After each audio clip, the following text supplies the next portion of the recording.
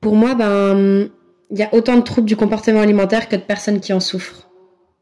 Mais si je devais décrire le mien, moi je le décrirais comme ça. Je me sens jamais assez bien. Je pense constamment à la nourriture pour pas penser à autre chose. J'ai l'impression que si le trouble il était pas là, il y a un tourbillon de pensées qui me dévasterait.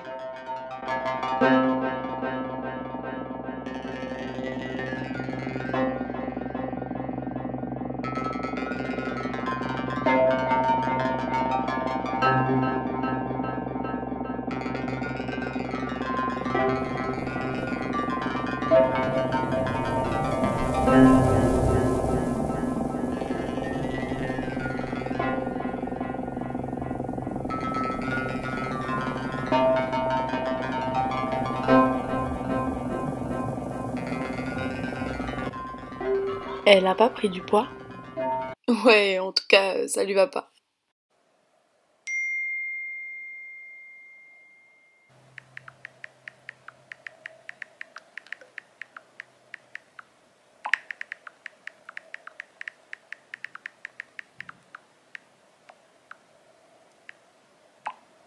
L'anorexie, c'était le contrôle, la puissance et le jeu. J'étais une véritable actrice sous le feu des projecteurs, et j'enfilais mes modifications corporelles comme des costumes.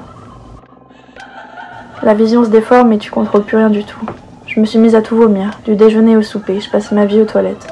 Plus je mangeais et plus je me sentais sale. Il fallait tout recracher, sortir les impuretés. C'était comme une douche interne.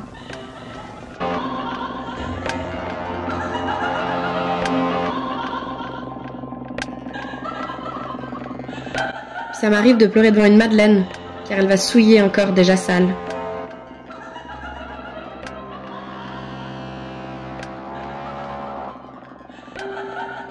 Puis vient le jour où j'ai frôlé la mort. Et ça bouscule. Parce que tu dis que c'est pas ça que tu veux. À la base, tu voulais pas crever, au contraire. Avec le temps, j'ai bien compris que mon trouble, c'était vraiment un peu mon doudou, mon bouclier, ma manière d'exister, de pouvoir accueillir ma sensibilité, dompter ma pauvre estime de moi, supporter le regard des hommes, de combler mon vide qu'il y a dans la poitrine, de dompter mes traumas et de me consumer en fait, un peu plus chaque jour. Puis au final, il me permet de faire face.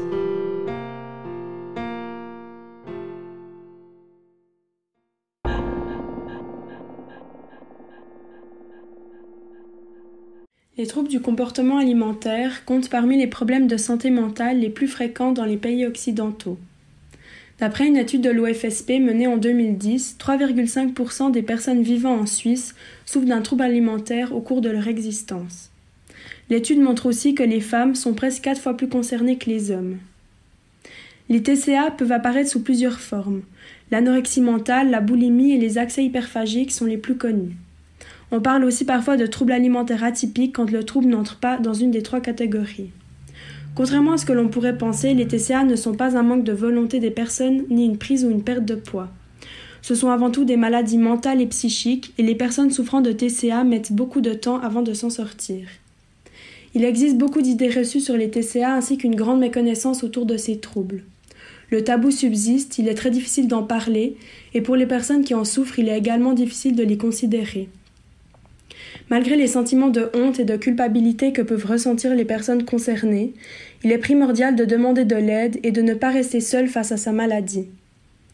Si tu as un problème avec l'alimentation, même sans diagnostic, tu es légitime.